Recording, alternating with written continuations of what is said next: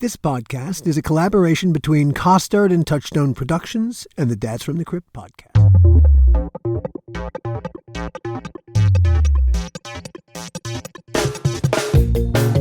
Hello, everybody, and welcome to another episode of the How Not to Make a Movie podcast. I'm Alan Katz. And I'm Gil Adler. The last season of Tales from the Crypt we shot in London. And on the one hand, it was a fantastic adventure. It was so much fun to do to take our TV show to a foreign country and do it there, and it was great fun. But it was a fraught experience. It was not as necessarily as straightforward as it might have been, but what complicated our experience taking Tales from the Crypt to London was the fact that at the very same time we were still doing post-production on Bordello of Blood. Oh, yeah. That meant that you were spending 3 weeks in LA cutting and posting, and then you'd go back to London for 3 weeks to be part of the show. Tales from the Crypt in London was an unusual experience, as we will talk about. At no point did anyone sit in a room and say, hey, the series has gotten a little tired.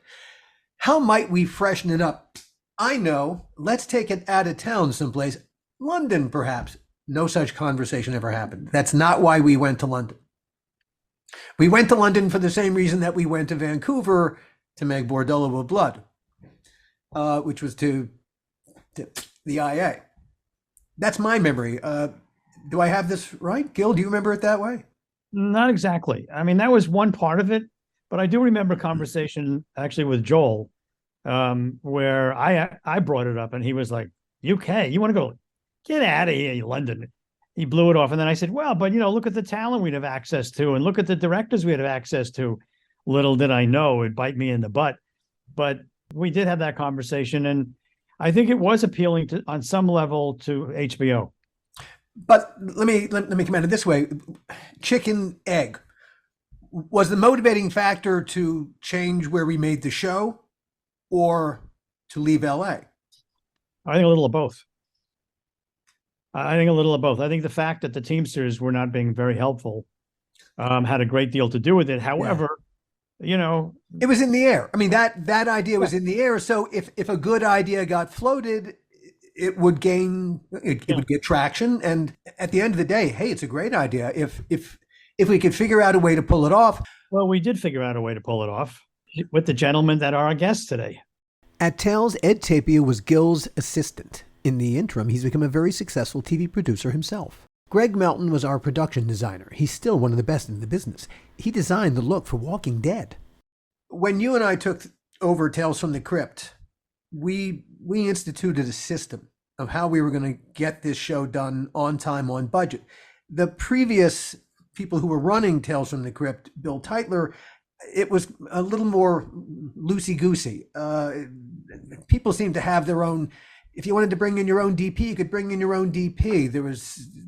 It was not disciplined in any way, shape, or form, and that's why they ended up $1 million in the hole at the end of the second season. So we had a terrific system, which was, I think, your innovation, Gil. We had what, 2 ADs and 2 cinematographers. Yeah. And the point of the exercise was to alternate so that we never stopped. We would continue shooting. While one group was shooting, the other group was prepping. Right. Every director, you had 5 days to prep and 5 days to shoot, and there were no exceptions. And the only person this was inconsiderate of, besides you and me, Alan, and Ed, was the production designer who's here with us today, Greg Melton. Indeed. Who really didn't get any days off because the world changed every 5 days. Right. And I use Greg's experience on Tales still to this day, because whenever I have showrunners that talk about, we have to go to these places and these places, I say, just build me a box. Build me a 20 by 20 foot box on stage. That 1 week will be a doctor's office. The next week it'll be a hotel room. The next week it'll be a therapist's office. Mm-hmm. Next it'll be a coach's office. And that little model that Greg had, because I remember we were shooting in one while he had a construction and set deck team completely redoing the other stage, and we would just go back and forth between the two sets. And to this day, I'm amazed that he was able to transform sets within 3 or 4 days into something completely different. Well, and yeah, the audience thought we were on locations. Remember we were running night crews. That was really the key. Greg Melton. We'd finish shooting something, at 1 a.m. and the set at 9 a.m. was gone. Or it was already being turned over. So it was quite a it was quite a run. We had a formula. It was basically 3 days in, 2 days out. Right. A rough formula. Not every episode went that way, but that was the general design, so that if it was 5 days in, 5 days in, 5 days in, you'd have no time to do anything. There was a lot of that though, Alan, where we stayed 5 days. Yeah. What I remember that was always the genius that I never quite figured out how he pulled off was that, I figured he would either redress or repaint, and then we would relight. But I never really thought the geography was going to change all that much in terms of what the physical layout would be. And yet I would come in and Greg would bring me in and say, "So what do you think of this?" And I go, Right. "Wait a minute. How did you take the hospital room and make it into the palace?" Right. It doesn't look like a hospital room that was made into a palace. It doesn't look anything like the hospital room. In fact, if you said to me, where was the patient lying? I don't think I could tell you because it doesn't look anything like the hospital room. Right. I remember there'd be new walls. Yeah, there'd be new walls or walls missing, and it'd be a completely different configuration. Yeah. And I remember coming in, I was like, wait a minute, yesterday it was something completely different. Right. I remember episodes, Greg, where situations would change on us and we would be forced to put you into a terrible bind. I remember the situation, the episode with Joan Chen and was it Ernie Hudson? Ernie Hudson. Yeah. Where we had to fire the director. We met at Gil's house on a Sunday to talk about how the hell we were going to do it. Rodman Flender stepped in to direct, and we did it was a carnival. We were like 3 days out, and you guys said we need a 1930s rolling carnival on the stage. Right. I remember that one really well. That was one of the that was one of the okay. So that was one where we kind of but circumstances, circumstances. Yeah. You zig. Well, it was always fun, because being that anthology, what you're in the Caribbean this week, and next week you're in a Pacific logging camp. I remember that kind of stuff going on, just massive turnarounds. And a plantation house doesn't lend itself to anything in a Pacific logging camp, so you're strangely no. Yeah. So there's some of those, where sometimes you got lucky and sometimes it's like it's a strike, I don't know that we ever looked at the script and thought in terms of, boy, that one's going to be a hard on Greg. Let's not do that one next. Let's do this one next. I don't know that we, when the scripts were ready, that's when they went into the hopper and. We didn't have the luxury of choosing between A, B, or C script. No. We were just always chasing it. Yeah. So, all right. But at the end of the day, after, at the end of season 6, at the end of 3 seasons that we had done together, we had a modus operandi. We kind of knew how to do this. I don't know that we could do it in our sleep, but pretty close to it. Our intention as we crossed the pond was to do what we did in LA in London. As close as we possibly could. And the reason to bring Greg over was to have Greg kind of teach. We were going to get an English crew and a design team that was going to basically take over for you, right? Wasn't that what ultimately happened? Yeah. But we needed to teach them our method so that they could replicate the madness. Yes. And they had their own madness because they never really could replicate. Right. Well, we'll get to that. We'll get to that. All right. So we arrived with the best of intentions. Before we get there, Alan, I remember we spent a lot of time prepping in Los Angeles before we actually got there. I remember working on the budget with Stu Burton of all people and Gil, trying to figure out what it would actually cost us. While we were editing something, it was we had the offices near Warner Brothers, some editing suites. We were editing Bordello of Blood.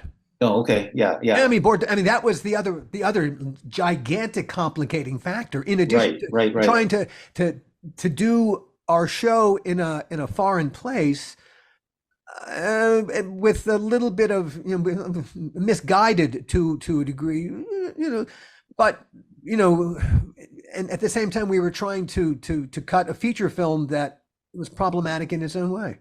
Right. By the time we got to season 7, I think we had done all the good comics.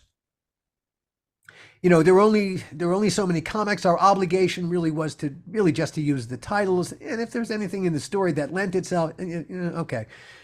But we had now, God, we had what, 50 some odd episodes under our collective belts. 30, yeah, about 40 episodes under our collective belts. We had done this.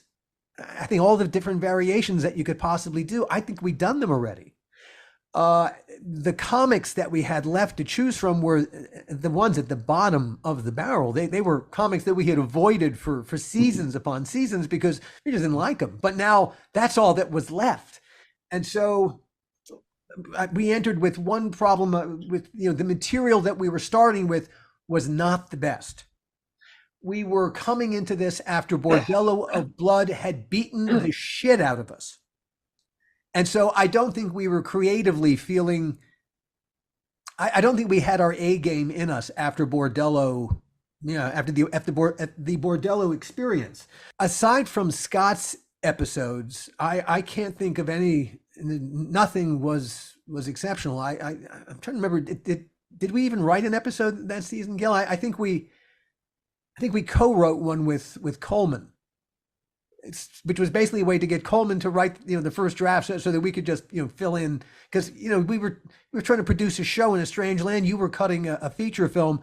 Right. We really didn't have time to write. And not only were we cutting the feature film, but we were cutting the feature film in Los Angeles. Yeah. Right. We were prepping and shooting in England. Right. And if you guys remember, I was spending 3 weeks in England and then 3 weeks in LA. Right. And 3 weeks in England and 3 weeks in LA. Yeah. And getting more and more fatigued and just really exhausted. But we kept going. But I think by the time the show hit London, I think we were creatively fatigued on the show, which happens all the time. We were I think hitting burnout creatively. I don't think we were giving we were showing up and doing what we did every day, but I think we had spent all the creative spark. That was just my feeling. I also think that the Indian takeout food had something to do with that. Well, that's only my opinion. That's only my opinion. All right. But doing the show in London, that by itself was very, very exciting. The one person who I wish could be here as part of this conversation, but cannot, is Scott Nimmerfro. Rest in peace, Scott. We never from season 3, 4, 5, 6, we never had a staff. It was just me, and Scott would write a bunch of episodes. And when we went to London, one of the things that one of the benefits that we were allowed to have for the first time ever, a writing staff, which was Scott.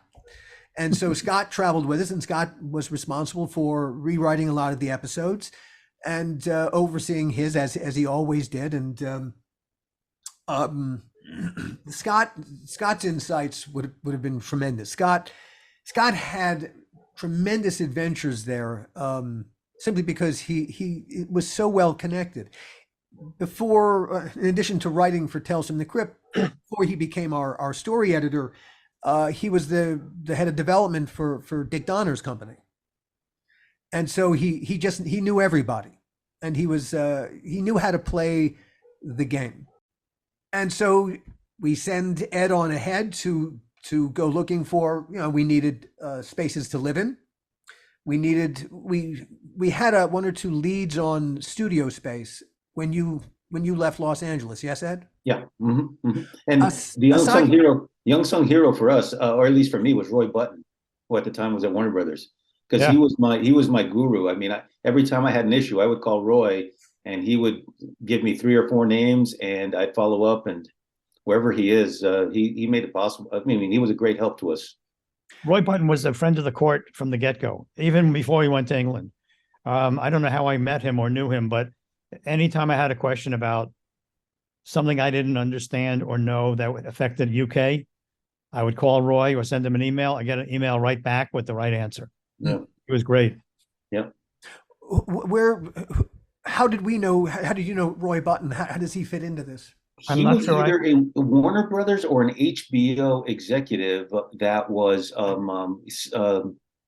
his home base was not Shepperton, the other one, the big studio. Pinewood. Yes. Yeah. So I He don't was Warner remember Brothers. whether it was part of the HBO Warner Brothers family in some way. I don't remember exactly what his title was, but he was. I think he based in was. I think he Pinewood. was one of the people in charge of Warner Brothers UK. Right. Yes. Something like that. Yeah. And they were stationed in Pinewood, and you know, he couldn't do enough for us. I mean, any problem I had or we had, and we would call him, and he had an answer. Yeah. He opened a lot of doors for us, literally and figuratively. Yeah. Aside from Ealing, where else were we looking for studio space? We looked at Pinewood, and Roy said, "Nah, you don't want to come here. It's too much going on, too big. You don't really need it." We were looking at a little stage space in Hammersmith, but the stages were too small, and Shepperton, of course, because we had a relationship with Shepperton. But ultimately, Ealing, when they said we could take it over at that price, we were like, "Yeah, that's the place for us to go." To most people, the words Ealing Studios probably don't mean much. But if you love movies, if you make movies, the words Ealing Studios, they're magic. Studio spaces are haunted by the creativity that happened within them. You walk onto the older sound stages at Universal or Warner Brothers or MGM, now Sony, and you can feel it. It's weird. London has been almost as important to the history of movies as LA. The studios in London are as legendary. Shepperton, Twickenham, Pinewood, Ealing. Ealing is named after the part of London where it sits. The studio, or some version of it, has been in business since 1907 when amateur movie maker Will Barker bought 2 properties facing Ealing Green and started making movies there. The movie business being fickle, the studio changed hands pretty much regularly until the BBC bought it in 1955 and began leasing out the stages. For 40 years, everything imaginable got imagined there, including Tales from the Crypt. Like I said, a studio is kind of haunted by the creativity that goes on inside it. Ealing is haunted by the great comedies Alec Guinness made there. The Lavender Hill Mob, The Lady Killers, The Man in the White Suit, Kind Hearts and Coronets. They made parts of Star Wars here. They made Monty Python here. And when you're there working at Ealing Studios, damned if you don't think about it. A lot. It kind of haunts you. You found a great apartment for... I found a great apartment for all of you. Ed Tapia. You guys landed and you had like 4 or 5 choices. Yeah. Greg ended up in that great Muse apartment. Scott loved his place. He had a place in Chelsea. Where were you, Greg? I remember. I was on Brompton there in Chelsea. Yeah. Gillette. I could look out my window out down the street and actually see your apartment. Yeah. You guys were close. Yeah. And Scott had a cool little like carriage house on a cobblestone road, and he absolutely loved his place as well. We were in Knightsbridge, 2.5 blocks from Harrods. The guy who had built this apartment was in the plumbing business, and at the time, plumbing not only was food problematic in London, plumbing is weird. The hot and the cold. What the heck? Come on, guys, what the hell is that? But this had American style plumbing, and it had an incredible shower, a steam shower. It was amazing, just amazing. And because it was near Harrods, it was literally 2.5 blocks from it was in Knightsbridge, 2.5 blocks from Harrods. When Helen was in country, my wife, my English wife, Harrods became our commissary. The food halls at Harrods. Well, I lived on the other side. Alan, I lived on the other side of Harrods, and my English wife also loved the fact that we were only 2 blocks away from Harrods. In fact, I learned to really be happy that we were only 2 blocks away from Harrods as well. Indeed. It was incredibly advantageous. We all got to live in a great place. London is a wonderful place to call home. It's a wonderful place to work. It was a real joy living there. Yeah, I was the only one that didn't go into central London. I stayed in Ealing, you remember. I was 7 blocks from the studio. Yeah. And I would joke with Lisa that I was in my flat while she was still waiting for her taxi cab. Mm-hmm. I wanted to be close by. But you've always been a very practical person. Yeah. You are incredibly practical. We were there in the winter. Oh, yeah. I got there the 3rd week in October, and I left the 1st week of April. I was there 6 months. And the one thing I'll never forget is that the sun came out 3 days in January. And that was it? Well, that goes way back to ancient times when they first called it United Kingdom. Before they had that title for the country, they were going to call it 3 days in the winter you get sun. Yeah. They decided not to do that. Some of the things that I remember the most is just it would be dark when we came to work and it'd be dark when we left. Yeah. Yeah, that's true. And the way those offices were set up at Ealing, we were below ground. We just had that little tiny window, and it felt sometimes like I only saw the sun on Saturdays and Sundays. Right. We had a lot of problems setting up. It was just hard to understand the differences in the work ethic, and I don't mean that disrespectfully. Just culturally, they look at it very differently. Talk about that. All right. Well, I mean, for example, I remember just like the 1st or 2nd week you guys are there, we tried to order food from this one specific restaurant, and our poor PA came back and just said, they just said none of it comes that way. Because we tried to order no lettuce on this, extra this, and they were like, no, we just rather not make it. We're just not going to do it. Do you remember that, Gil? They came back. Oh, yeah.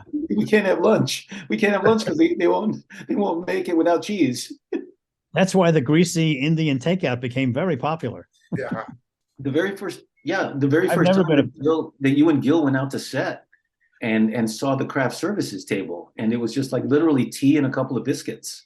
Well, we've talked about that when among the first people that we hired was Malcolm Christopher to be our production manager. Malcolm came with a pedigree. He had done an English-American co-production. I forget the name of it, but he had worked with us in the past and seemed to understand how to speak to us and relate to us. And he was recommended by HBO. Yeah. Covington Cross was the show that Malcolm had done. All right, so Malcolm. I remember we were he had said, all right, so when the lads come in the morning, we'll give them, tea, of course, but with the biscuits, if you put out the tins, the lads will take more than one. So he was suggesting not to hand them a biscuit when they came and leave it at that, and never put the tin out because they might eat more than one. This was a radically different way of thinking of a craft services table. For reference's sake, our idea of a craft services table was not Joel's idea of a craft services table. He referred to our table as gum and water. Do you remember the choices for breakfast on the truck? There wasn't a choice. There wasn't a choice. Beans, a banger, and some sliced tomatoes. Yes. And that was it. There was no a breakfast burrito. There was. Oh gosh. It was like prison. You know what? And that, again, that wasn't unique to the show, because the very first time I went to London, we stayed at a B&B, and first morning up, we go down for the breakfast, and the lad says, egg and bacon? We're like, sure, sounds good. So had the egg, had the bacon. Next day, he comes down and says, egg and bacon? I'm like, okay, yeah, sure. Third day, egg and bacon? It's like, you got anything else? We got bacon and eggs. It was they used to have Spam on the menu, but that's gone now. Once we went to full breakfast, we saved a lot of money on the biscuits in the tins. Yeah, we had a strange relationship with Malcolm, and then Malcolm, as we tried to get him to understand how we were going to do the show, I don't know that Malcolm ever quite grasped it. There was I don't think he ever wanted to grasp it. I think that was the problem, more so than him grasping it. I think he just was, entrenched in the way he did things, and that was the way it was going to happen. Period. That wasn't working for us. Yeah. No, we bumped into another difference the first day of construction. Now, you and I, Gil, were used to walking out onto the set, whatever warehouse space that we worked. In Los Angeles, our construction crew, your crews would show up in their pickup trucks, Greg. And, in the back of their pickups are lots and lots of tools that we're paying box rentals for. I think I know what's coming, Alan. Our expectation is, since we were doing the same show, just in a different place, that the English construction crew would show up, get out of their pickup trucks, reach into the tools in the back of their pickup trucks, and head into the stage to start working. But of course, that's not what happened. There, the construction crew got off the tube with nothing in their hands, and they walk onto the stage looking for, hey, we're here to work. Where are the tools? Now, the way that we understood, the way that we suddenly grasped that this was happening was there was a lack of sound. There was a sound that that was missing. You, Gil. Oh yeah. Well, I had a conversation, I think with the production manager. With Malcolm. Malcolm. And I said, where's the first wall? Can't they put one wall up, two walls up? And he said, well, they'll get to it. And I said, well, why isn't it up already? And he said, well, they got to get their hammers and they got to get the penny nails. And then they got to, and I said, no, don't. Where are the Makitas? And he was looking at me and he said, what? The Makitas. Makita, am I saying it wrong? I think it's, it's like a staple gun. Bang, bang, bang, bang, bang. The wall's up. And he looked at me and he went, there's no such thing as bang, bang, bang here. We take the penny nails and we bang, bang, bang them into the wood. When you came into my office and told Glenn and I that story, you actually drew it out. You're like, they're out there and they're doing this. Yeah, I did. I can't believe you remember that. So oh my God. Yeah. And when I talked to Malcolm, I was going like this. A Makita, bang, bang, bang, bang, bang. It's a staple gun. Bang, bang, bang. And he was looking at me like I was crazy. It was crazy for us to be building sets like that anyway. I mean, that's not how TV shows operated. In most other TV shows, they used a system called speed rail to build their sets. Yeah. So we were off into some bizarre territory that was taking too long, and there was no way that we could keep to our normal pattern of construction versus locations. We were completely overtaxing our ability to build sets, weren't we? I don't remember it being that drastic, at least when I was there. What the learning curve there was that they don't throw away anything. So you end up, like, if I wanted to build, I remember building the hotel room for Elizabeth McGovern episode. We had some weird, and we had to get a lot of walls that were already built. So it's a very different process where, like, if you needed, an Elizabethan room, you could go and rent it and they deliver it and they just put it up. But we never threw away anything. They never threw away a set. Mm-hmm. Like here, we just fill dumpsters and take them to the thing. That never happened there. They would stretch, burlap, they call it hessian, on the walls and plaster it and then just take it off and reuse the wall. So it was a whole new way of building sets. For my end of it, what I remember. And it didn't allow us the speed that we were normally doing in the States, right? No, there was nowhere near as fast. Right. No. And we didn't have a night crew working, did we? No. The culture shock was just so different because it's and it's not a bad thing. It's just it's a different work ethic completely. It's about just making enough to get you to back to your family and friends and enjoying your weekend, enjoying your life. spending more time with your kids. And it's not this this American thing that we have where you have to work 14, 16 hours every single day. Yeah. And it was in some ways it's very cool to see. In other ways, it was frustrating for us because we thought there was some more efficiencies that we could take advantage of. Well, that's why they make so many there's so many projects over there. I mean, all the big movies are over there. The big TV series are over there. It's. In the commissary there, everyone had lunch. There was also a pub on It's all site. connected. Yeah, it was all connected. Oh, yeah. And it was, what our crew expected. I think it was the same way in Canada too. Was that, hey, you could go to lunch and you'd have a beer, you can go back to work. It's not a question. And of course, for us, this was completely outside of our way of thinking in every way, shape, or form. And so it created a bit of a problem for us because Malcolm, he figured he could never hire a crew that would not be allowed to drink at lunch, but we didn't want to we just didn't want that. And so we cut a deal, didn't we? Yeah. Yeah, we rewrote the deal memo to say, where it used to say no smoking or drinking, no drinking or doing drugs. It's like no doing drugs, but you can go to the canteen on the property to have one beer at lunch. I mean, literally, it said that. You were not happy about that, Gil. I was not happy about that at all.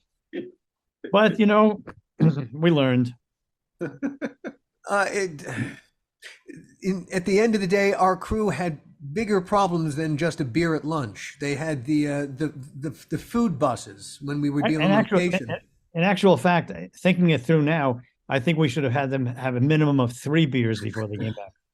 Now he says, drink more, boys. But so much of it, Alan, was just that it was so different. I mean, just the stage itself, if you remember, the stages were built before there were big trucks. So we had everything was, remember, Greg, everything was like a 2-ton or a 3-ton. Oh, yeah. Get a 5-ton in there. Tiny little trucks. Yeah. And this, what they called, their warehouses, their stores, they had to be accessed by basically minivans moving over to a larger truck. I mean, we couldn't even have a regular steak bed. Those were too big. I remember they were all like mini trucks. And I remember thinking, what are they going to do if they need like a 20-foot ladder on location? There's no truck that can take it. In the morning, we had to have I think it was a 10 or a 15-minute tea break. And then in the afternoon, it was also a 10 or 15-minute tea break. Yeah. Where the tea cart would come out. It wasn't there all the time, but it would just come out for the break. You'd have a cup of tea, have a biscuit, and then we'd go back to work. Right. Yeah. And everything would stop. It wasn't like, okay, it's here. If you have go get your tea, but we're going to continue shooting. No, life stopped. No French hours. And I remember we were close to the first day of shooting and we were behind, Greg. You remember? And Dominic went out and polled the crew if they wanted to work overtime, and it had to be unanimous. Right, and they said no. Yeah. Several times they did say no. Yeah, it's kind of the same problem that we bumped into in Canada. In a way, they don't live to work. They work to live. They have a healthier attitude. It turns out. Yeah. Once we got up and running at Ealing, the executive offices needed to have some help. We needed an assistant, and we ended up hiring this kid. He was 17, 18 at the time. How old was Glenn? He had just turned 18. Glenn had just turned 18. He just turned 18. He grew up in Hertfordshire, I think. Yep. That's right. Yeah. Yep. Welland Garden City. His dad, big in the printing business. Yes. Right. Yeah. The Queen. A good printing company that actually did work for both the Sultan of Brunei and the Queen. Yeah. So he came from a really interesting place. He was a film fanatic, and he was so much. There was nothing quite like him, and so we hired Glenn to be our all-purpose, the executive office assistant. One of the first things that we wanted to do was to get some coffee for our coffee machine. And so we sent young Glenn out into Ealing proper, down onto the Ealing High Street, the main road. And there was a Whittards coffee shop. We said, Glenn, go buy some coffee beans for us. And he looked at us like a dog that doesn't understand. Like, what? He said, beans.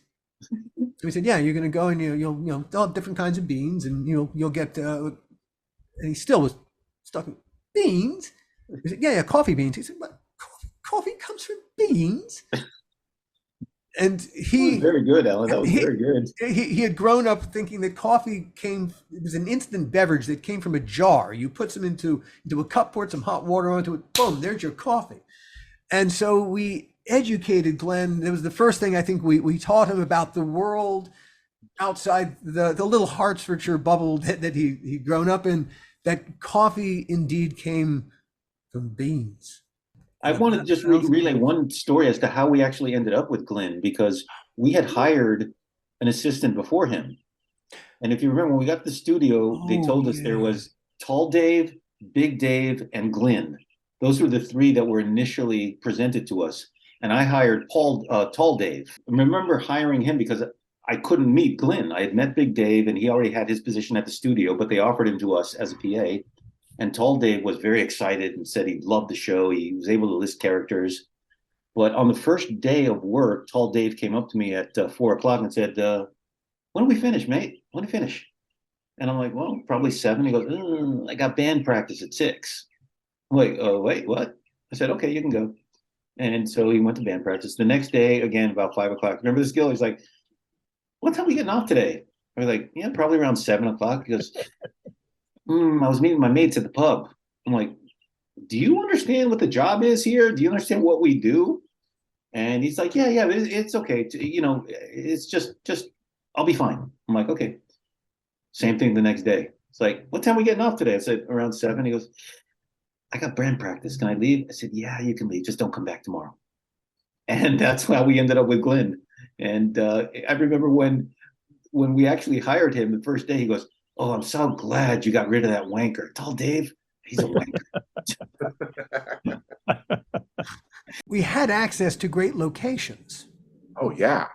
I mean, that was one of the incredible advantages to being there, in addition to actors. You don't know how many times I've bragged to people, like, I got up in the morning and we went on a tech scout to Dover Castle. Yeah. Stood on top of the keep and stared across the channel and saw, and France is right there. Yeah. Right. We're scouting Dover Castle. We're shooting at Dover Castle. Yeah. And it snowed. It snowed at Dover Castle. Yes, it was it did. Yes, it The did. whole thing was incredible. Dover Castle rises above the white cliffs of Dover, overlooking the English Channel. Built shortly after the Norman invasions of 1066, the castle is featured in lots of English history. Dorney Court was another really cool location that... Didn't we also shoot at Nebworth? Yes. Yep. Yeah, we shot at Nebworth as well. Do you remember the hotel in the Russell Mulcahy episode, the circular Yes. hotel? Yeah. Didn't we name it the Adler Hotel? I think so. I think so, Yeah. Yeah, that was a fantastic location. But all of those places had something in common. They were all damp and really cold. Yeah. I remember at Dorney Court, I mean, that had an amazing history. The house is still owned. The man who owns it was a blood relative of the man who basically built the house. Dorney Court in Buckinghamshire is close to Heathrow Airport. The manor house was built in 1440, but the original Dorney Manor is recorded in the Domesday Book, written in 1086. The house got passed from family to family until 1542, when William Garrard, Lord Mayor of London, bought it. Garrard was an ancestor of the Palmer family that still owns Dorney Court today. Talk about an inheritance. There was a secret little room inside Dorney Court. You remember that room? I remember a few of them. Yeah. There was one where you opened the door and it was a completely internal room. There were no windows. And the room was about 15, 20 degrees colder. And you got it was the creepiest. Super creepy. Oh my God, it was. It chills up your spine, that room. I remember that. Yeah. Yeah. I'm not making it up. The attic was unbelievable there because it used to house, like, Cromwell's troops used to live in the top of the attic during the Civil War. That was amazing house. And we're making our little TV show there. Yeah. And there were great locations all around London. It was just hard to get to them because the moving a film unit around London was not easy and expensive and time consuming because, big trucks, small streets. Yeah. That's why a lot of the times going to these castles made a lot of sense because we could do everything, the drivers over there the day before and get everything going. So a lot of times we got out of town because of that. Yeah, that is what we figured out over the course of, after a couple of episodes, we finally got wise and we stopped building so much and we just started, just more location and a lot less building. It just, and that was ultimately cheaper and faster. And that's what they do. I think they've got every location you could possibly want. And so, why build when you can go? Yeah. And so we ended up adapting to them. It's pretty much what we did. We stopped doing it our way and we ended up doing it their way.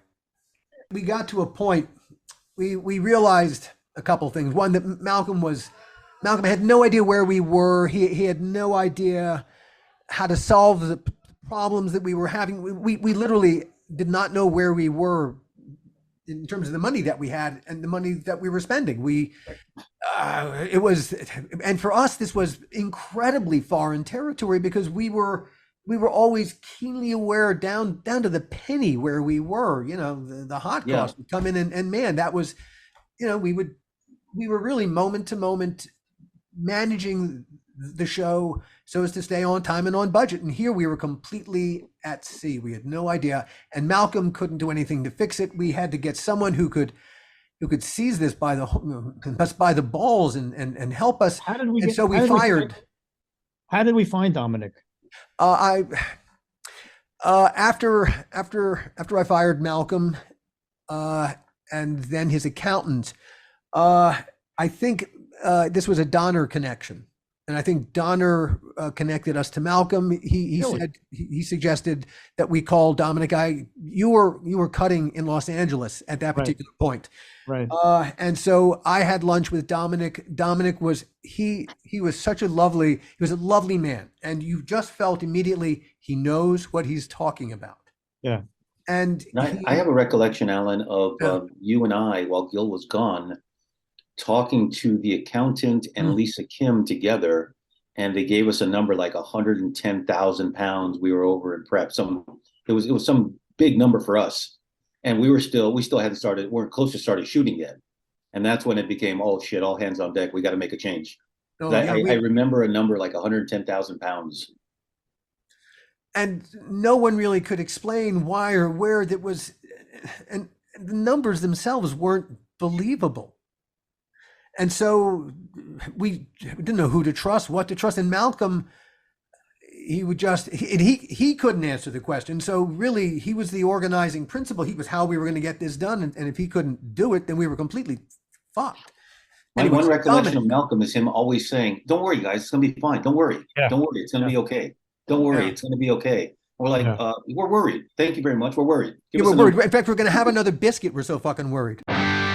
One of the advantages to shooting Crypt in London was it opened the door to actors we could never have had access to before.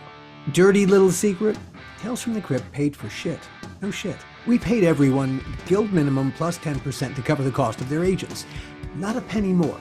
No one did Crypt expecting to get rich. They did it because they would get to play parts they might not get to play otherwise. HBO was great to work for. They let us do our work with minimal interference. But like I said, they were cheap. When we were shooting in LA, HBO wouldn't fly in actors based outside of the country. But when we left the country and suddenly had access to all those great actors we couldn't get before, it was wonderful. Bob Hoskins, Natasha Richards, Elizabeth McGovern, Ewan McGregor, Jane Horrocks, Steve Coogan, Imelda Staunton, Eddie Izzard, and future James Bond Daniel Craig. Like I said, wonderful. We were sort of like the mouse that roared. We came over there, this little TV show, And we just started calling everybody, under the sun and just saying, hey, come on, do the show.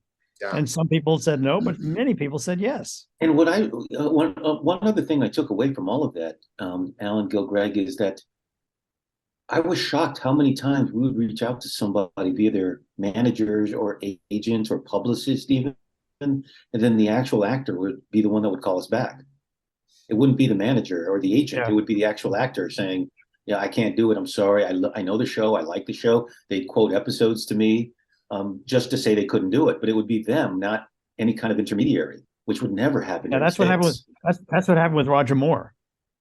Yeah. Because I didn't speak to him. I spoke to, I think, a manager or an agent. And then 2 days later, Roger Moore's on the phone for you. I'm like, what? Who? I don't know a Roger Moore. Who's that? Yeah, when Glenn told me that Daniel Day-Lewis was on the phone for me, I hung up. I thought he was taking the piss. Right. I was sure he was messing with me. We didn't realize when we went there how difficult it was for people to work in England. I remember Roger Moore having a conversation with him on the phone, and when I told him where we were, he said, "Oh no, I'm in Switzerland. You should come to Switzerland and shoot an episode here. I can do that. I can't come to the UK. I can't work in the UK." Got the same reaction from Lewis Gilbert. Phil Collins, same thing. Yeah. Yeah, there were a lot of guys, a lot of talented people who couldn't work for us because of their tax situation. Right. Yeah. They said, "Oh, if you go back to LA, I'll come to LA. I'd love to do one in LA." But, so there were some people that we had dreamed of getting that we could not get. A few that we came close to getting. Anyway, I know you were you had a conversation with Alec Guinness or his people. We tried very hard to get him for an episode. Yeah, and we almost got there. We really almost got there. I don't recall what the problem was ultimately. It might have been scheduled. I vaguely remember something about his son not being well. For some reason, that's in my head. That sounds right. That sounds right now that you say it. Yeah, the other one I remember we almost got was Dame Judi Dench, but she couldn't because of scheduling. Yeah. Remember, Gil, she contacted you and actually apologized because she was so busy. Yeah. Damn. She was so lovely. We tried very hard to get Mark Knopfler to score an episode. Yeah. Couldn't quite get there. We tried for Daniel Day-Lewis, but he was doing a kids play in Newcastle, which blew me away. Didn't we talk to Danny Boyle? Yes. Yeah, we did. I still have his cell phone number in my phone. Yeah, I think he may have moved. Ed, I think he may have moved since then. 3 or 4 times, probably. Yeah. We would travel back and forth, and one of the luxuries of our travel was that it was paid for by the company, and it was Virgin first class, and man, that was great. Traveling up front on the Virgin planes, going through the Virgin's lounge at Heathrow Airport was always great fun. That was a thrill. The entertainment system on Virgin had some really cool stuff, and we got turned on to a guy named Steve Coogan who did a character named Alan Partridge, and Scott and I were just obsessed with the Alan Partridge character, and nobody back in America knew who Steve Coogan was at that point, but we insisted we had to hire Steve Coogan. And so, because we were there and nobody argued with us, we got to hire Steve Coogan. For us, that was exciting. Hey, I think we kind of anticipated Steve Coogan being as big as he's gotten. We also saw who's that guy? He became the most recent James Bond. What was his name again? Daniel Craig. Daniel Craig. Yeah. We hired a young guy named Daniel Craig, who did a bit part for us. Freddie Francis directed the Hammer Tales from the Crypt feature film, which is, if you've never seen it, it's funny because it's not even remotely funny, and that's why it's funny. They took the comic book so literally, they missed the humor completely, and it's kind of fun and funny to watch simply because it's so utterly humorless. But Freddie was a great classic horror director. He directed a lot of the great Hammer films. And so having Freddie Francis direct an episode of Tales from the Crypt was poetic, I suppose. You guys remember he came in lunch at day 4 saying, I'm done. And we're like, wait, we're not ready to start the other episode yet. He finished it early. You remember? He finished it. I forgot that completely. He finished it at lunch on day 4. He finished it at lunch. How did he do that? Do you remember? I mean, he used to light he used to have this phrase, I like the space, not the face. And so everything, it was kind of that flat lighting. Yeah. Yeah. And, and then so wherever the camera went, I mean, he didn't have to relight. Yeah. Everything. If you watch the whole season, you can tell which episodes Chris DP'd and which ones Robin DP'd without looking at the credits, because Chris's are very moody and nuanced, and Robin's are very flat, very, very British. And both of them work for the stories. I remember Alan Hume. Wasn't he involved? I remember being on a scout with Freddie Francis and Alan Hume. Alan Hume shot all the Star Wars movies, the first 3. And I remember them having this great repartee because they're very famous Academy Award-winning cinematographers. Alan Hume, it says here on the IMDb, shot 2 episodes in England of Tales from the Crypt with us. Wow. All right, so you did go on a recce with Freddie Francis and Alan Hume.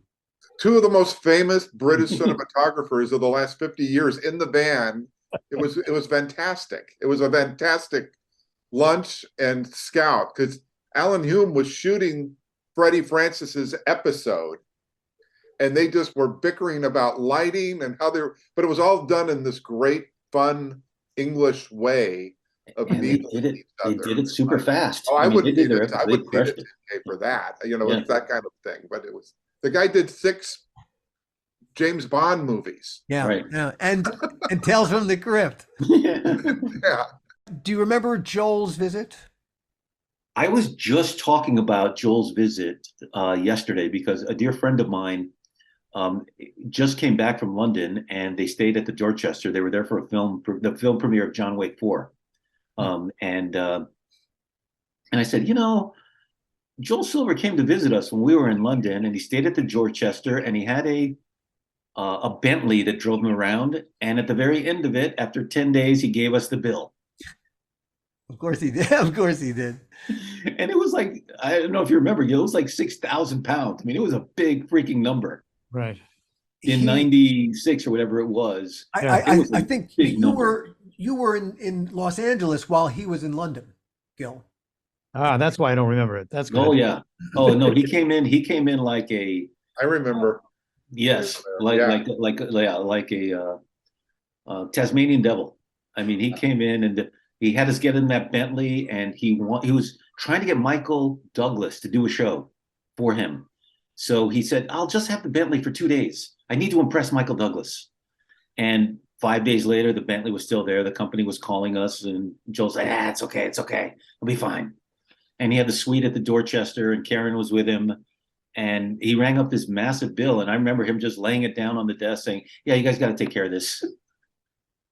Luckily, I was in LA dealing with the movie, but at least I was with Bob Zemeckis. Yeah. At least. And Glenn spent 2 days looking for grape Snapple for him. Because Joel was a grape Snapple guy. Yeah. And where did Glenn finally find sufficient grape Snapple? He found it on the east side of London at a train station store, like those little bodegas they have. And they asked him, how many do you want? He said, all of them. He brought back a case. He also commented that place knew what coffee beans were. At least. Among the things that Joel threw when he came through London, he threw a party at Michael Kamen's house. And he invited Scott, and Scott invited me. And what I heard was a dinner at Michael Kamen's house with Joel. And I did not have the stomach for it. And so I begged off. And I said, no, thanks anyway, Scott, but no. Not feeling it. And there were 3 other guests that night at dinner.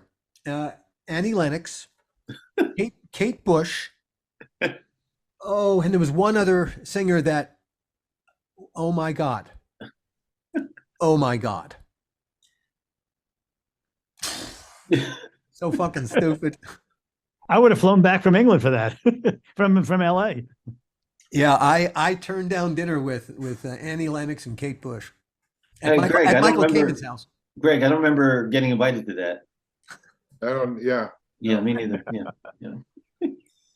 Oh yeah, But Kamen, I will say, I will comment on Kamen. Kamen was like the nicest, most talented musician I've ever worked with. I think Lovely he man. was just such a sweet man and such a talented guy.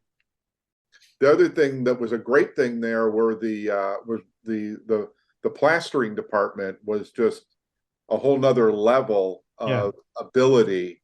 As far as I remember, we had to make some tunnels for the Dover Castle set. Yeah. And we were putting it together, and this guy went in, and he was just a master, craftsman. Mm-hmm. I swear, like within an hour, I had these beautiful hand-done plaster tunnels that I was just like, if we were in LA, I'd be like, oh, we got to get a foam company. We got to, it'd be a lot bigger deal. Yeah. What was he making them out of? He was just like taking like rags and, it was almost like a plaster of Paris sort of thing, and throwing plaster and shaping it, and just real stream of consciousness sort of artwork just going through it. And it just, within an hour or so, there was like a 20-foot tunnel. I remember thinking how remarkable that was. That was something that was really different. And also I thought that we had very, very good paint teams. I liked the way they were, the aging, and, we had a lot of fun with the sets. I only did the first three, and, but they were all three really different. Building on what Greg said, once we got it straightened out, once we started shooting, I remember actually being pretty impressed with the crew, because you and Gil would sometimes leave early and leave me to close, and we didn't do a lot of late nights. There wasn't a lot of times where I had to call you and say, geez, we're going into our 13th hour, can we keep going? Do you want me to pull the plug? Very efficient, super efficient. You guys would finish in 8, 9, 10 hours, 11 hours at the most. I don't remember us doing a lot of overtime, a lot of late nights, a lot of Fridays, anything like that. I do remember that as we went further into it, it got smoother. And in terms of just the production of it and finishing the work and getting the performances, it did level out a little bit. Yeah. Yeah. If anything, I think watching Bordello have more and more problems. At what point did they change our release date for Bordello? It was while we were in London, wasn't it? I don't remember. Yeah, it was.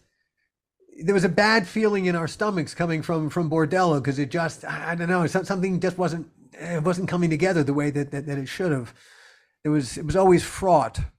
And I think that also, well, I think Bordello colored a lot. How could it not? I wish the episodes themselves had been, I wish the writing had been better, and that was my department.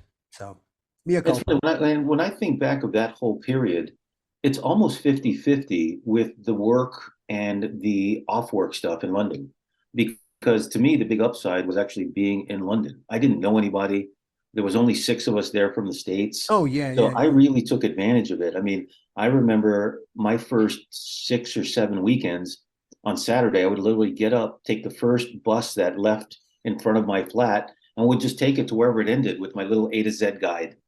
And then I would just jump on another bus, and just follow it, see. And I got to know the city pretty darn well. And I always say that working on a TV show, anytime you go into a city, you end up kind of learning the city more than even a lot of locals, because between all the tech scouts and all the location scouts, you hit so many different neighborhoods. Obviously, in a place like London, it's much bigger. But if I go to a place like Shreveport or Austin, Texas to work, you get to know the city so well. And I felt that way this time in London, not because of the work, but the time off I had, and being in this great new city and really getting to explore.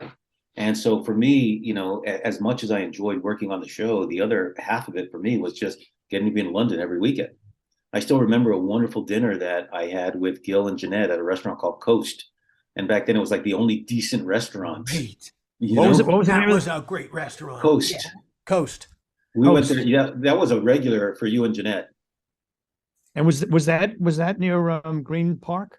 Yes, yes, near the near Athenaeum? yes, Near the Athenaeum? yes, right around the corner from the Athenaeum. Yeah. Yeah, Absolutely. yeah.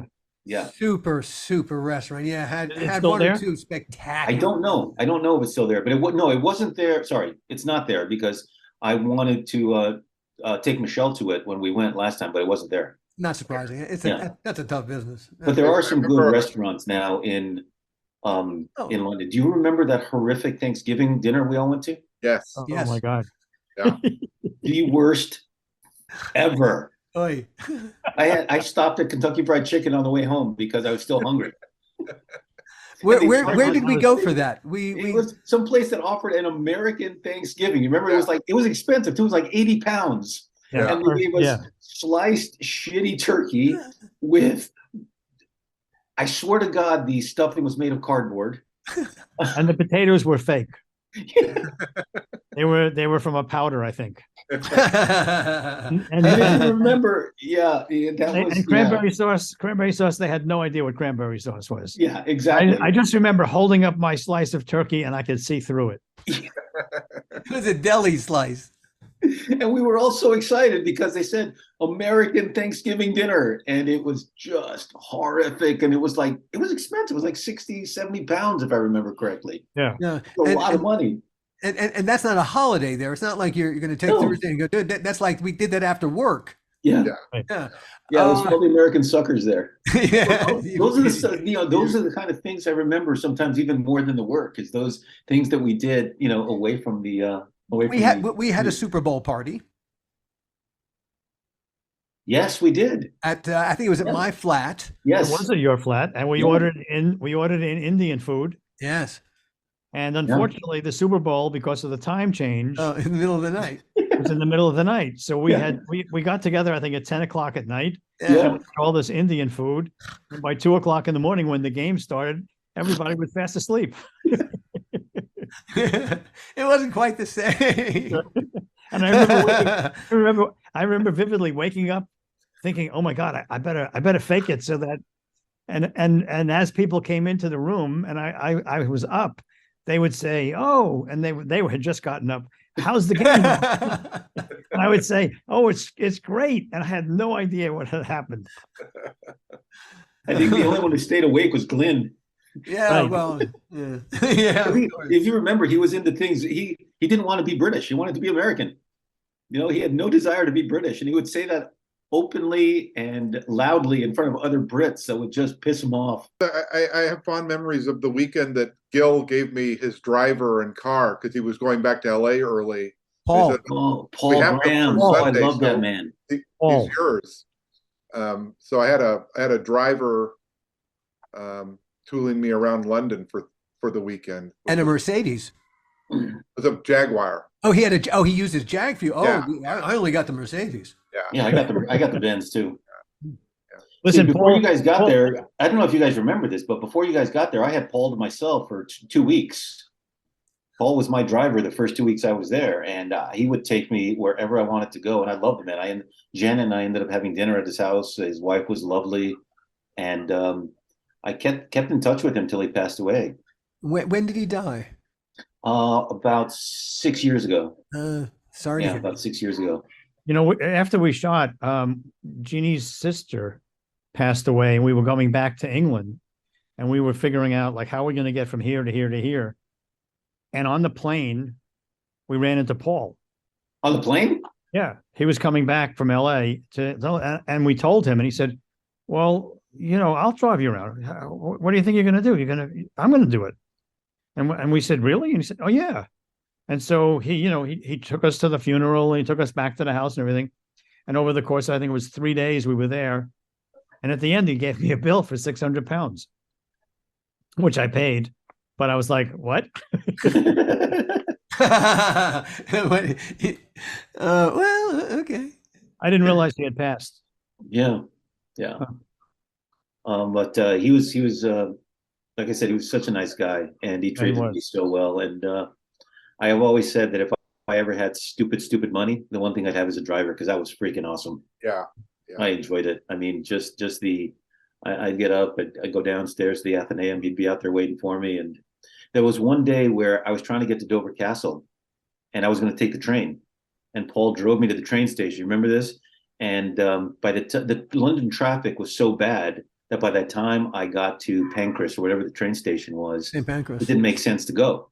And so I told Paul had dropped me off and he'd gone back to the office. I took the train back to the studio and I beat him by 40 You remember, minutes. Ed, we were planning to go to Amsterdam one weekend, and the Channel strike, it was a strike that went on for like 6 weeks. Yes.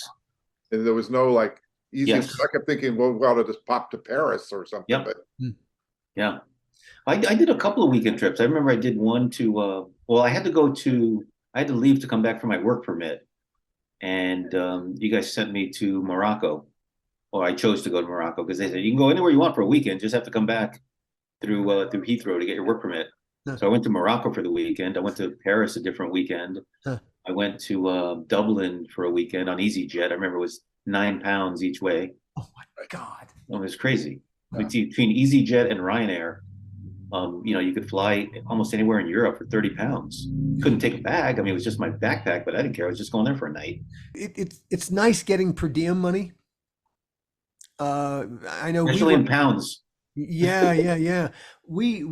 Hell took my wife Helen took all of my per diem money and banked it, and she had something in mind. And when we were finished with the show, we took a couple days in Paris, and using the per diem money alone, just the cash, we booked a suite at the Hotel de Crillon at the Place de la Concorde in Paris.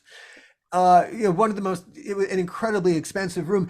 The first night we were there was some noise and we complained, and they put us in an even better room for Wow. the rest of our stay.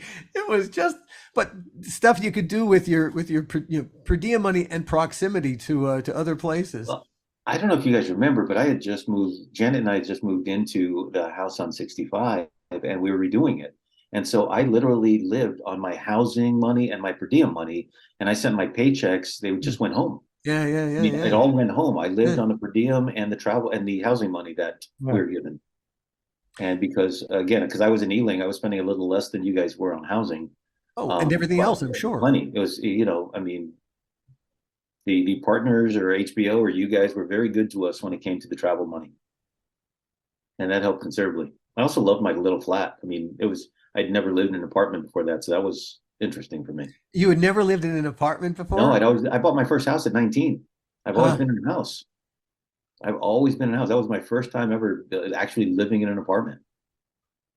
It was great. I mean, I loved it. I mean, I had a Domino's across the street that I would order so much for them. I would just raise my window up, call them on the phone, and they would see me talking to them. It was like, yeah, I want the cheese. They'd be like, okay, 30 minutes. I'm like, yep. They'd call me when they were walking across the street. I'd meet them downstairs. But I'm a creature of habit. I do the same shit, So I would eat at Nando's, once or twice a week. I had my Domino's pizza. I had my little pub at the Ealing Common tube stop. I did the same things. There was that little French restaurant across the park from Ealing. Say again? A French restaurant that was across the park. Yes. From Ealing. I remember eating there a lot with the art department. I remember being introduced to Scotch by Alan, single malt Scotch, while at the Athenaeum, because they have a great. Oh, yes. They used to have a single malt Scotch bar. And I, who knew nothing about Scotch, my wife loved Scotch and single malt, but I knew nothing, and I didn't really want to know about it. But we would go into the bar, and Alan would order. He would say, "Taste this," and then taste this, and I'd go, "Yeah, why don't we go for some ice cream?" We wrapped, and like you and Greg and Gil and Scott and Lisa were gone like 2 days later. You guys couldn't wait to get the hell out. Yeah. I was there for another 5 weeks, and I remember thinking, those motherfuckers. I got out shortly before Christmas that year. Remember, I always stayed for the first 3. Right. Yeah. And I remember that last month, I had not seen the sun. Right. Exactly. Yeah. It was crazy. Like I was getting pretty depressed. And the final verdict on our time in London? It's still one of the best professional and personal experiences of my life. I mean, I just absolutely loved it. And I would do a show there again in a heartbeat if it was ever offered to me. Yeah. Hear, hear, Ed. Hear, hear. See you next time, everyone.